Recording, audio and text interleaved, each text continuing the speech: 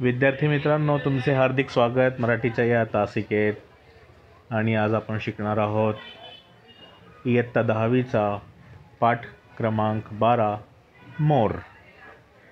तुम्हाला माहीत असेल, मोर भारताचा राष्ट्रीय पक्षी आहे. पशुपक्षींचा खूप ज्ञान ठेवणारे पा.पी. घरत हे या पाठाचे लेखक आहे आणि त्यांची खूप सारी पुस्तके प्रकाशित झालेली आहेत. या पाठात त्यांनी मोर देशाचा राष्ट्रीय पक्षी कसा बनला आणि त्याच्या मागे काय इतिहास आहे यावर त्यांनी आपले मत मांडले आहे. तर सुरू करावा. मी वाचायला सुरू करतो आणि तुम्ही आपल्या पुस्तकेत बघा. तर पाठ असा आहे की आपल्या देशात हजारो पक्षी असताना पक्ष्यांचा राजा म्हणून निवड होण्याचा मान मोरालाच का मिळाला. हजारों तरह के पक्षी हमारे देश में मौजूद है, फिर भी हमें कैसे मोर को ही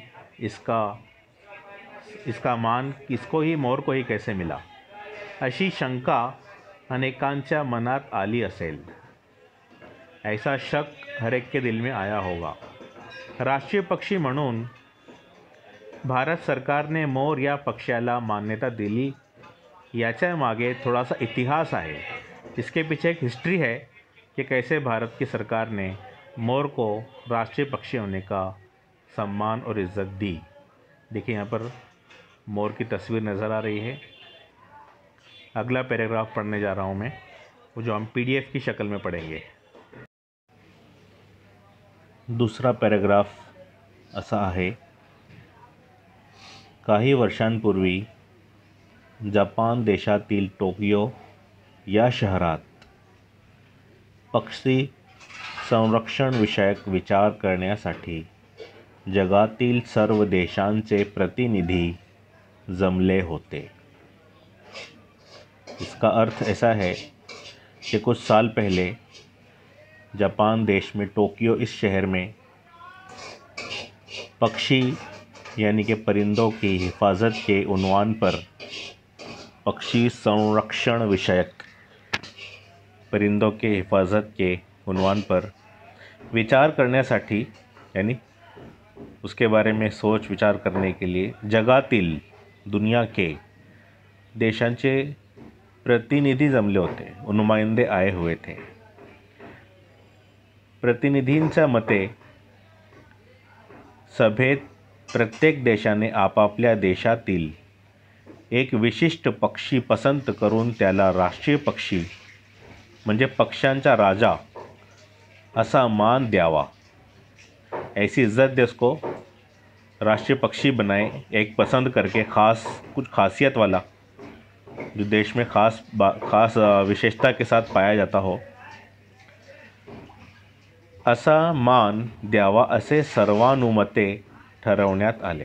सर्वानुमते, सबकी अनुमति से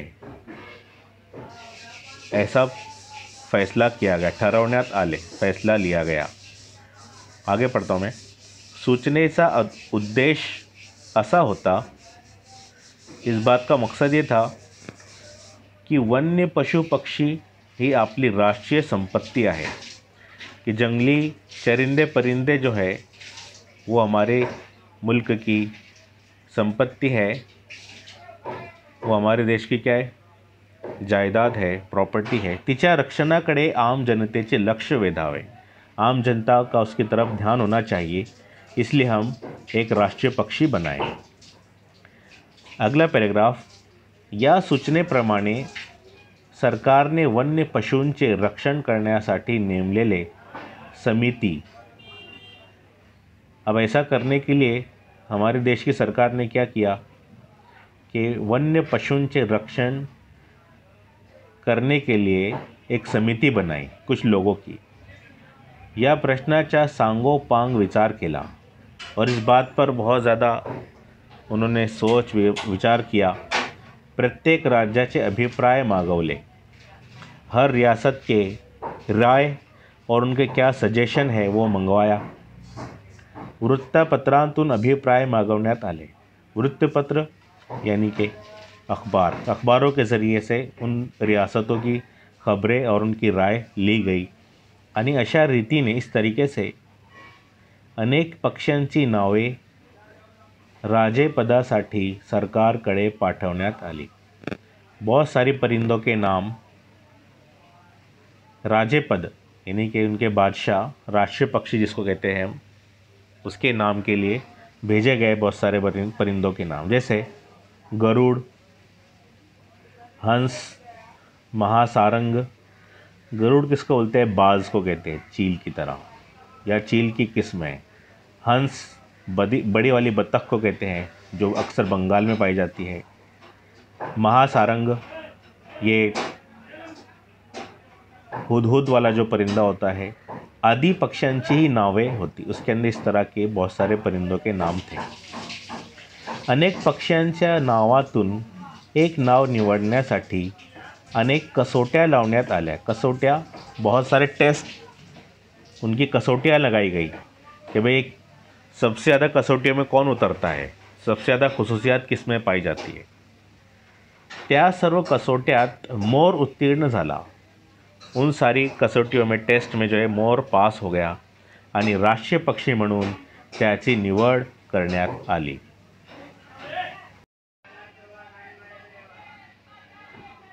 नेक्स्ट पॅरेग्राफ। या कसोट्या लावताना ऐतिहासिक प्रणाली, काव्याची पार्श्वभूमी, लोकांची आवड इत्यादी बाह्य कारणांबरोबरच रंग, शरीर सौष्ठव, कलात्मकता, कंठस्वर आदि पक्षी वैशिष्ट्यांचाही विचार करण्यात आला। यानी जो ऊपर बताया गया कि टेस्ट हुए परिंदों के, तो उन कसौटी लगाते वक्त ऐतिहासिक प्रणाली, सबसे पहले तारीखी पस मंज़र उनका रखा गया कि इस परिंदे की हिस्ट्री क्या है, हिस्ट्री में कितना उसका नाम निकलता है तारीख में। काव्याची पार्श्वभूमि, पार्श्वभूमि का मतलब होता है एक प्लेटफॉर्म, एक जगह। काव्याची यानी कि गीतों और नज़मों में इसका कितना नाम लिया गया, कितने शायरों ने अपनी शायरी में कौन से परिंदे का नाम लिया, ये एक कसौटी थी। लोकांची आवड, लोग किसको ज़्यादा पसंद करते हैं इत्यादि वगैरह वगैरह। बाह्य कारणाबरोबर, बाह्य मतलब बाहर से, बाहर के इतने चीज़ें हैं, ये टेस्ट है। उसके बाद उसके खुद के रंग, शरीर सौष्ठव, उसका रंग परिंदे का सबसे अच्छा किसका है, शरीर सौष्ठव जिस्म की बनावट, बॉडी बिल्डिंग कैसी है, कलात्मकता, उनमें क्या ख़ास बातें हैं, कला क्या है, कौन सी कला किस में है। जैसे हम जानते हैं हर एक परिंदे में अलग अलग कला होती है। हुदहुद जो है वो पेड़ में सुराख कर देता है, अपनी चोंच इतनी मजबूत होती है उसकी। मोर जो है अपनी दुम को फैलाकर नाचता है, बहुत खूबसूरत उसकी दुम होती है।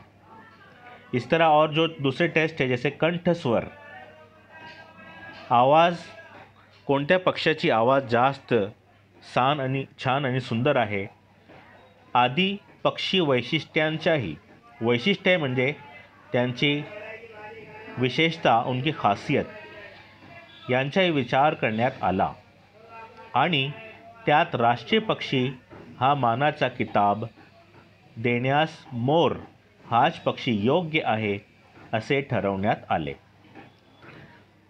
राष्ट्रीय पक्षी का जो मान है, उसका जो इज़्ज़त है वो देने के लिए हकदार कौन है, मोर है, ऐसा ही ठरवण्यात आले, ऐसा फैसला किया गया। सारे टेस्ट में वो कामयाब रहा।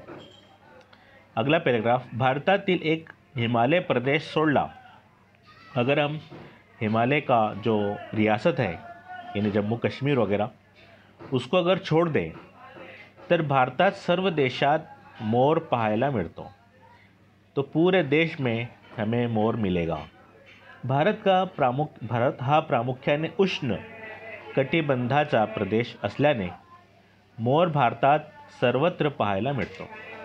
भारत खास तौर से जो है गर्मी का मुल्क है, उष्ण यानी गर्मी, खास तौर पर प्रामुख्य ने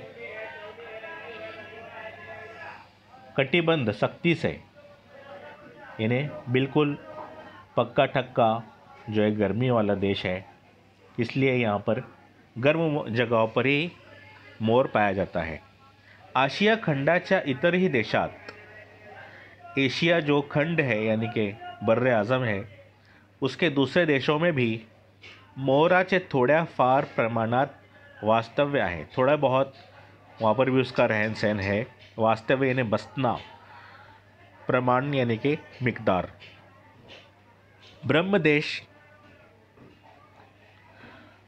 ब्रह्मदेशात मोराला राष्ट्रीय पक्षी म्हणून मान दिला आहे। ब्रह्मदेश में भी जो है, बर्मा जो है जिसको हम बर्मा कहते हैं, वहाँ भी मोर राष्ट्रीय पक्षी है। परंतु 1947 सालापूर्वी ब्रह्म भारताचाच भाग समजला जात होता। ब्रह्मदेश जो था, यहाँ पर ब्रह्मदेश का नाम पूरा नहीं आया है, भारताचाच भाग समजला जात होता। इंडिया का वो एक हिस्सा था। ये थी चाली रीती, यहाँ के जो तौर तरीके हैं थोड्या फार फरकाने भारताप्रमाणेच आहे, भारत के जैसे ही है, इसलिए वहाँ पर भी जो है मोर पाया जाता है। नेक्स्ट पैराग्राफ, मोर हा कोंबडीच्या जमातीतील पोट जातीचा पक्षी आहे।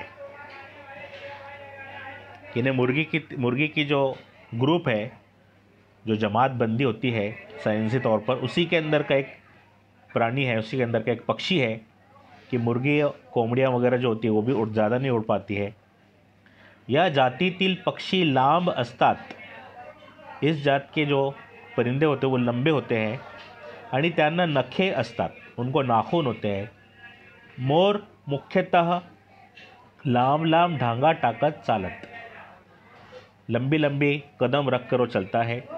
अंतर कापतात आणि जमिनीवर अंडी घालतात। बड़ा फासला तय करते अपने कदमों से। अंतर कापतात यानी तय करना, फासला काटते हैं या तय करते हैं। और मोर जो है वो अंडे ज़मीन पर ही देती है। तीतर आणि बटेर दोनों परिंदे हम जानते होंगे। तीतर आणि बटेर त्याच्या दूरच्या नात्यातले आहेत, उसके दूर के रिश्तेदार हैं। वो भी साइज़ में थोड़े छोटे ही होते हैं, लेकिन उनकी जिस्म की बनावट भी तकरीबन तशीच असते। तर कोंबडा त्याचा जवळचा भाईबंद आहे। कोंबडा काय आहे? त्याचा जवळचा भाईबंद। त्याची पूछ, त्याची शेपटी, उसकी जो दुम आहे ती पण हिरवी आणि लाल रंगाची असते। ब्रह्मदेश आणि आग्नेय आशियातही मोर आढळतात। आग्नेय म्हणजे पुढे, आगे वाले जो आशिया है, एशिया का जो अगला हिस्सा है, वहाँ पर भी मोर पाया जाता है। पण त्याच्या रंगात निळ्याऐवजी हिरव्या छटा जास्त दिसतात। जैसे इंडिया का जो मोर है उसमें नीले रंग की डिज़ाइन ज़्यादा होती है, लेकिन उसके अंदर जो है वो हरे रंग की छटा यानी कि गोल गोल जो छत्ते होते हैं वो नज़र आते हैं। आणि शेपटी थोड़ी खाकी रंगाची असते। उसकी जो दुम होती है वो खाकी रंग की, मटियाले रंग की वो नज़र आती है। पुढचं पॅराग्राफ,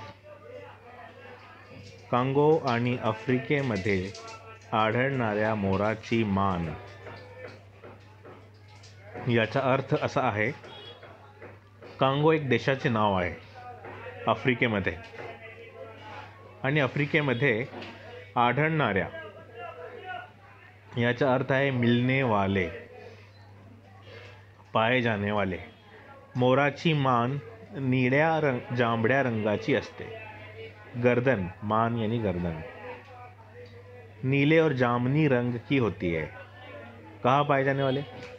कांगो और अफ्रीका में पाए जाने वाले मोर की। हिमालयाच्या पूर्व भागात राखाडी रंगाचे मोर आढळतात। पूर्व भाग यानी मशरकी भाग, चीन की तरफ वाला जो भाग है हिमालय का, वहाँ राखाड़ी यानी कि ग्रे कलर के रंग मोर पाए जाते हैं। काही, यहाँ से पढ़ रहा हूँ मैं, यहाँ से त्यांच्या पंखांवर हिरव्या रंगाचे डोळे असतात. उनके जो पंख होते हैं उसमें हरे रंग की आंखें बनी होती है. काही प्राणी संग्रहालयात पांढऱ्या रंगाचे मोर पाहायला मिळतात. कुछ जो है जू होते हैं, चिड़ियाघर, जहाँ पर सफ़ेद रंग के मोर भी हमको देखने को मिलते हैं. प्राणी संग्रहालय कहते हैं जू को मराठी में. पण हे मोर खरे निसर्गदत्त नसून जपानी शास्त्रज्ञांनी तयार केलेली संकरित जात आहे. संकरित मतलब हाइब्रिड. किसी तरह से लेबोरेटरी में उन्होंने उसका क्लोन तैयार किया और सफ़ेद रंग के मोर उससे पैदा हुए जापान में. अलीकडे तर अर्धा रंग निळा किंवा पांढरा. अलीकडे का मतलब होता है अभी अभी. इसका आधा रंग नीला या सफ़ेद अशा रंगांच्या मोराच्या जाती तयार केल्या आहेत. जिनका आधा रंग सफ़ेद और आधा नीला होता है, ऐसे भी उन्होंने जातें तैयार की है मोर की. ज्या ठिकाणी माणसाची वाहिवाट नसेल. वाहिवाट का मतलब होता है चहल पहल, आना जाना. जहाँ लोगों का आना जाना न हो वहाँ पर अशा अडगडीच्या सुरक्षित जागी एक खड्डा खणून यानी एक गड्ढा खोदते हैं वहाँ पर मोर, जहाँ इंसानों का आना जाना नहीं होता है जंगल में. लांडोर त्यात अंडी घालते. लांडोर कहते हैं फीमेल मोर को, मोनस. वो क्या करती है, वहाँ पर अंडे देती है ऐसी जगह पर ज़मीन में खड्डा खोदकर. मोराच्या घरट्यात, मोर का जो घर होता है घोंसला, साधारणपणे 4 ते 10 अंडी सापडतात. 4 से लेकर 10 अंडे तक वहाँ पर देती है. ही अंडी आकाराने कोंबडीच्या अंड्याच्या दुप्पट मोठी असतात. एक है तो अंड कहेंगे और ज़्यादा है तो अंडी. आकाराने उसके जो साइज़ होती है वो मुर्गी के अंडे से दुप्पट यानी कि डबल होती है. साधारणपणे 1 महिन्यात लांडोर आपली अंडी उबवते. 1 महीना लगता है इसको अंडों को सीने के लिए, जब उसमें से जो है बच्चे निकलते हैं.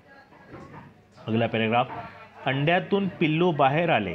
पिल्लू का मतलब होता है मोर के छोटे छोटे खूबसूरत नन्हे मुन्ने बच्चे, की लांडोर त्यांना 2 दिवस आपल्या अंगाखाली ठेवते.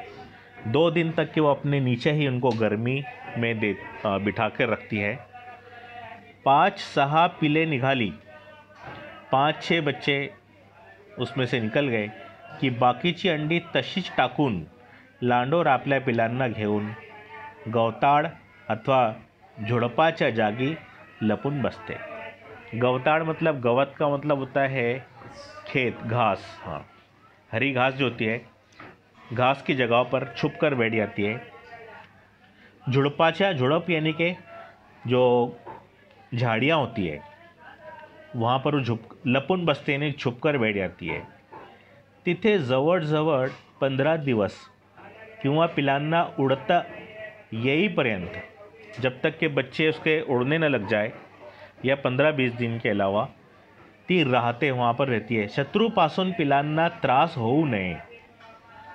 जो मोर के दुश्मन जानवर होते हैं उनसे कोई तकलीफ़ ना हो, त्रास यानी तकलीफ़, म्हणून ती फार सावध असते.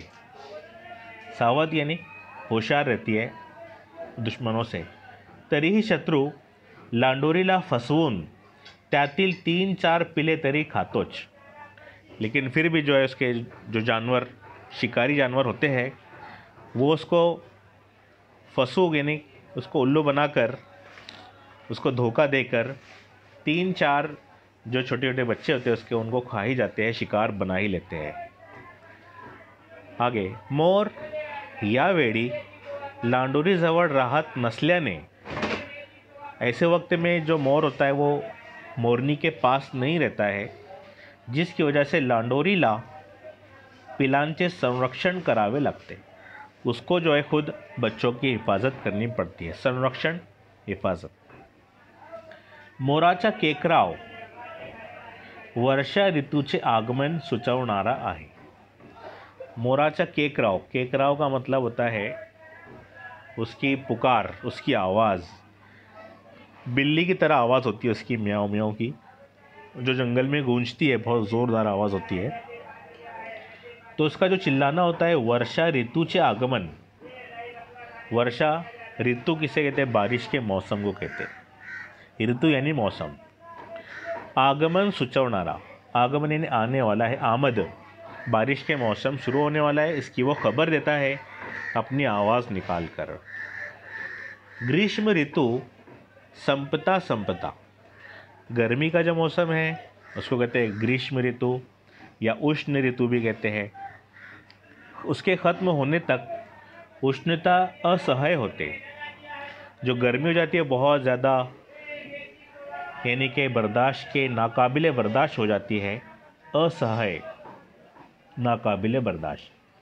त्यावेळी येणारा वर्षासूचक केकराव, बारिश की सूचना देने वाला केकराव शेतकऱ्यांमध्ये नवीन आशेचा संचार करतो। खेतीबाड़ी वाले जो किसान होते हैं, शेतकरी यानी किसान, उनमें नई उमंग पैदा कर देता है ये मोर का चिल्लाना। ती लवकरच येणाऱ्या पावसाची पूर्व सूचना असते, यानी पहले ही उसकी खबर दे देता है ये मोरों का चिल्लाना कि बारिश का मौसम शुरू होने वाला है। वर्षा ऋतु हा आनंदाचा काल आहे, ये खुशी का मौसम है। तड्याची पाड़ यानी ज़मीन पर रहने वाली छिपकली, हिरवीगार कुरणे, हरे रंग के कीड़े मकोड़े, देवालयाची उंच शिखरे, देवालय किसे कहते हैं? मंदिरों को कहते हैं, और ऐसे मंदिर जो पहाड़ों में बनाए जाते हैं उनके उंच शिखरे, उनकी चोटियाँ, नदी नाले, ओहड़ाचे काठ, ओहड़ यानी नदी, नदी के जो किनारे होते हैं, यावेळी मोराच्या स्वैर विहाराची स्थाने असतात। ऐसे दिनों में स्वैर विहार यानी कि घूमने फिरने, तो घूमने फिरने की जगह होती है ये सब, पहाड़ की चोटियाँ, नदी के किनारे। और क्या आया था? हिरवीगार कुरणे, हरे रंग के जो है खेत हैं, और ज़मीन के, जहाँ पर ज़मीन होती है वहाँ पहाड़ के दामन में, ये उनकी जगह होती है घूमने फिरने की। मोर नेहमी आपल्या निवासस्थानापासून अर्धा ते 2 किलोमीटरच्या परिसरात वावरतो। जहाँ उसका घोंसला है वहाँ से आधा किलोमीटर से लेकर 2 किलोमीटर तक के वो दूर जाता है और घूमता फिरता है। वावरतो का मतलब होता है चहलकदमी करना। चारा सापडेल त्याप्रमाणे तो फिरतो, उसके खाने पीने की चीज़ें मिलेगी वहाँ तक के वो घूमता है। तो आपला चारा दिवसातच शोधतो, इन्हें उसको अपने जो खाने पीने की ज़रूरत है वो दिन में ही होती है, शाम में वो अपने घोंसले को लौट आता है। काळोख पडण्यापूर्वी, अंधेरा होने से पहले तो आपल्या जागेवर येऊन पोहोचतो। पहाट होताच मोर जागा होतो, सुबह होते ही वो उठ जाता है। ज्या झाडावर त्याने झोप घेतली असेल तिथूनच बसल्या बसल्या तो बांग देतो। जहाँ पर वो नींद से उठता है वहीं बैठे बैठे वो चिल्लाना, अपनी आवाज़ लगाना शुरू कर देता है। थोड़ा वेळ आपले पंख सावरून तो वरून खाली टेहळणी करतो। पहले अपने पर फड़फड़ाता है, फिर उसके बाद आसपास की जगहों में ही घूमता है। सूर्योदयापूर्वी आधा तास, सूरज निकलने से पहले आधा घंटा पहले, जब थोड़ी थोड़ी हल्की रोशनी होती है तो झाड़ा खाली उतरतो, झाड़ पेड़ से नीचे उतरता है। पाळीव मोर असेल तर ज्या ठिकाणी लोक त्याला दाणे घालत असतात त्या ठिकाणी न चुकता तो नेमक्या वेळी येतो। जहाँ पर पालने वाले या चिड़ियाघर के मोर होते हैं, तो जिस जगह पर उसको दाना डाला जाता है वो अपने बिल्कुल वक्त पर वहाँ पर पहुँच जाता है और इसमें चूकता नहीं है। इतर अनेक पक्ष्यांपेक्षा मोर मनुष्याच्या अगदी जवळ येऊ शकतो। मोर जो है इंसान के बहुत करीब भी आ सकता है अगर उससे दोस्ती की जाए। सकाळी किंवा संध्याकाळी अंगणात दाणे टिपण्यासाठी येणारा मोर, जो देहातों वगैरह में जंगल के जो मोर होते हैं वो गांव में भी आते हैं, घर के आंगन में भी आते हैं टिपण्यासाठी। हमारे आंगन में जो दाणे फेके हुए होते हैं उसको लेने के लिए। लहान मुलाच्या हातून केव्हा दाणे खाऊ लागतो। छोटे बच्चे अगर हाथ में दाने लेकर खड़े रहे तो उनके हाथ में से भी वो खाने लग जाते हैं। त्या ध्यानी सुद्धा येत नाही, वो हमारे कब करीब आ गए और कब खाने लगे उसका पता भी नहीं चलता है। अगला पैराग्राफ, ये लास्ट पैराग्राफ है। मोराला राष्ट्रीय पक्षाचे स्थान दिल्याने त्याची जोपासना व्हावी। अब हमने उसको राष्ट्रीय पक्षी बनाया है तो उसकी जोपासना यानी कि उसकी हिफाजत, उसका ख्याल भी रखना ज़रूरी है। मोराला राष्ट्रीय पक्षाचे स्थान प्राप्त झाल्याने आपल्या भारतवर्षात पक्ष्यांविषयी प्रेम वाढीस लागेल अशी आशा वाटते। कि हमने इसको अपना राष्ट्रीय पक्षी बना, इसका स्थान दिया है, तो हम इस बात की आशा करते हैं कि भारतवर्ष में पूरे देश में और लोगों में जो है इसके बारे में प्रेम बढ़ेगा और वो उसका ख्याल रखेंगे। और ऐसे ही इंसान के अंदर अपने खुद की फ़िक्र के अलावा पशु पक्षी और चरिंदों परिंदों की हिफाजत का जज्बा और उनके बारे में प्यार मोहब्बत उसके अंदर पैदा होगा, ऐसी उम्मीद की जाती है।